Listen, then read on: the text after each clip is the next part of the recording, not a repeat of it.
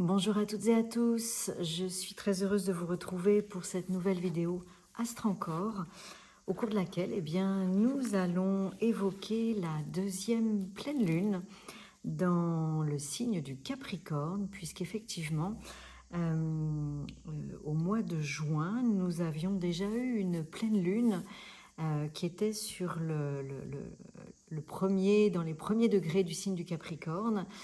Ensuite, nous avons une nouvelle lune dans le signe du Cancer. Et puis, nous avons une deuxième nouvelle lune dans le signe du Capricorne qui, cette fois, la lune est sur le degré 29 du signe du Capricorne. Donc, c'est quand même intéressant de comprendre le message. Le message qui, je vous l'avais exprimé à l'occasion de la première lune, la première pleine lune dans le signe du Capricorne, où à ce moment-là, l'axe solaire-lunaire était au carré de la planète Neptune dans le signe des Poissons. Et le message était un petit peu dites là. Ce serait bien quand même que vous grandissiez, que vous vous verticalisiez, que vous deveniez des adultes responsables, autonomes, capables de vous intérioriser, capables de vous détacher de toutes ces illusions sur lesquelles vous vous accrochez, de tous ces mensonges que vous vous êtes fait, que vous avez cru, de tous ces conditionnements, ces croyances qui effectivement peuvent être à un moment donné utiles et confortables, mais là maintenant les temps sont différents et il serait bien que vous deveniez, que vous alliez sur le chemin de l'autonomie et de la responsabilité. Et pour ça, nous disait cette pleine lune, ce serait bien de vous détacher, prendre du recul et d'apprendre à discerner ce qui est juste de ce qui n'est pas juste. Et ce discernement, on le fait avec ses perceptions, son ressenti, puisque la planète ésotérique ou le luminaire ésotérique du signe de la Vierge, c'est la Lune. Et donc, du coup, ce signe de la Vierge qui était opposé à Neptune à cette occasion, à l'occasion de cette première pleine lune en Capricorne, nous proposait d'être à l'écoute de nos perceptions, de nos ressentis pour faire un petit peu le pendu par rapport à toutes ces informations qui nous sont données un peu tout azimut dans le signe des Poissons. Entre-temps, nous avons eu la nouvelle lune dans le signe du Cancer et rappelez-vous, cette nouvelle lune était conjointe à la planète Vénus. Ce qu'il faut comprendre, c'est que la lune est en analogie avec la deuxième lettre de l'alphabet hébraïque, qui est la lettre Beit, qui est une lettre de réception, de réceptivité, qui se laisse ensemencer, qui est ensemencée par l'univers et qui est amenée à évoluer.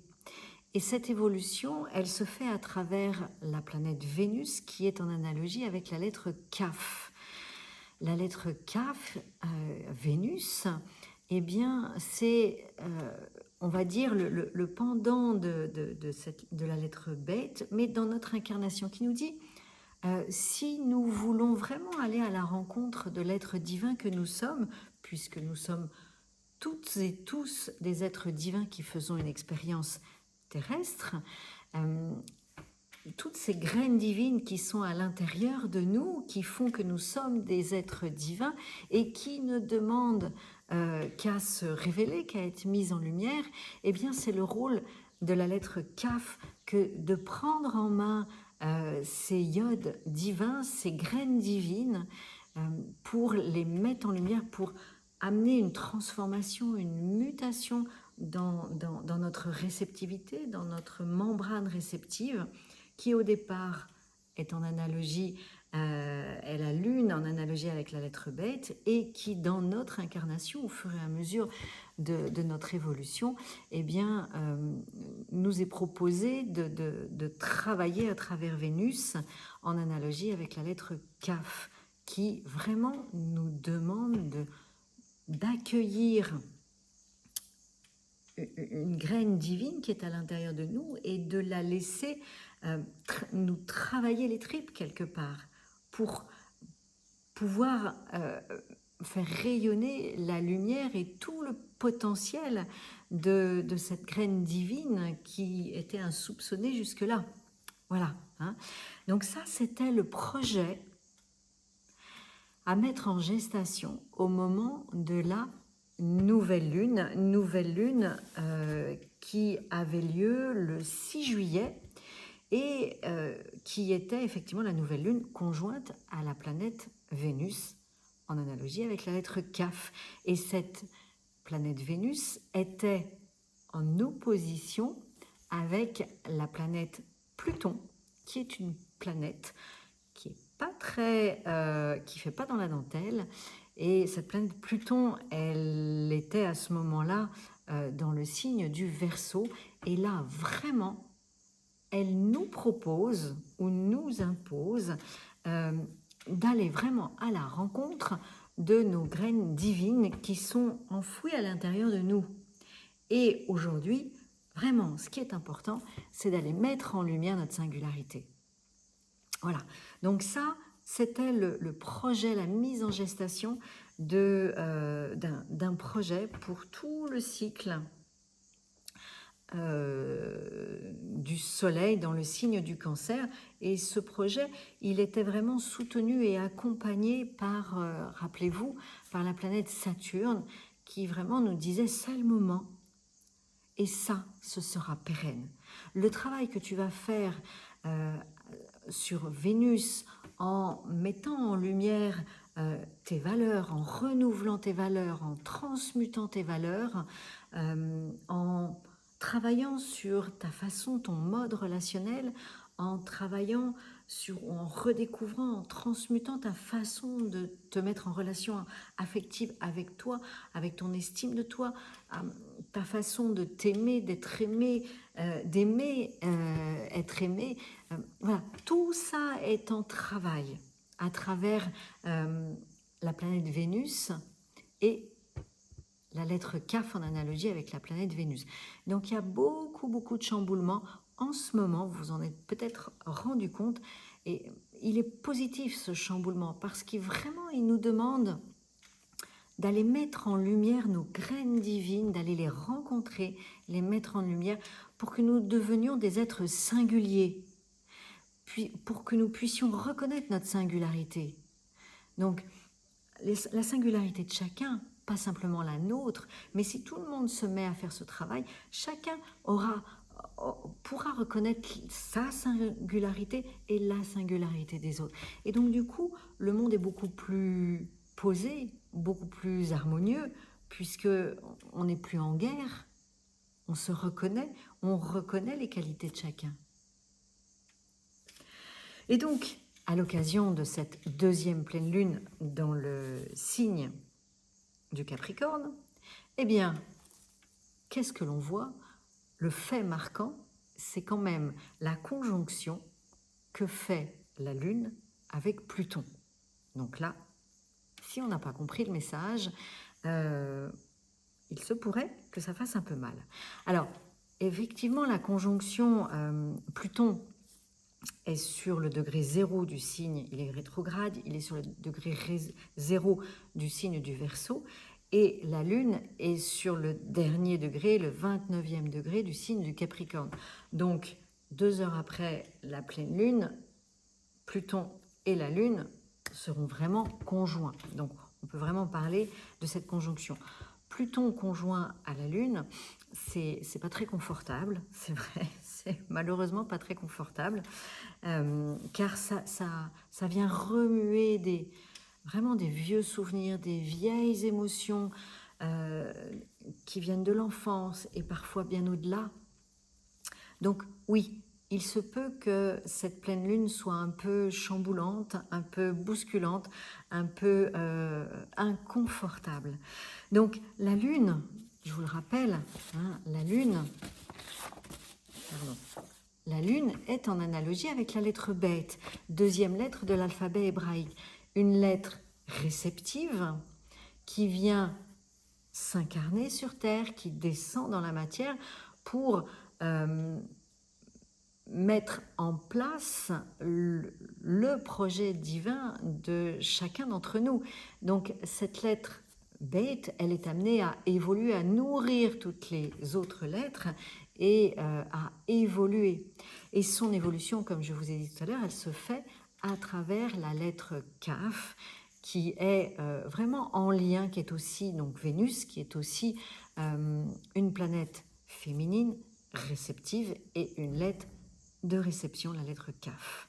Voilà, donc là vraiment, à l'occasion de cette pleine lune, on a la lettre Beit, qui est vraiment notre canal de réceptivité pour accueillir l'information, qui est notre canal de réceptivité pour nourrir notre intériorité, pour accueillir nos émotions. C'est la lune, rappelez-vous, elle est là pour accueillir nos émotions, nous permettre d'exprimer ces émotions, de les transformer, ces émotions, en richesse. Et tout ce travail se fait à l'intérieur de ce canal de réceptivité. D'accord?